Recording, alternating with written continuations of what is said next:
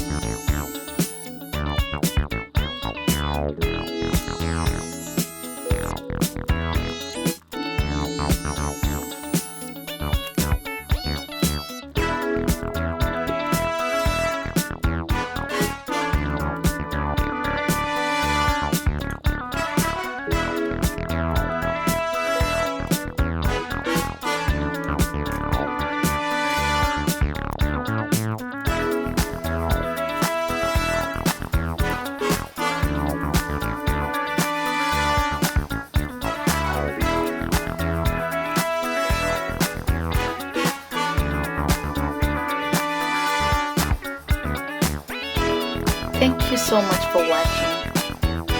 Stay blessed.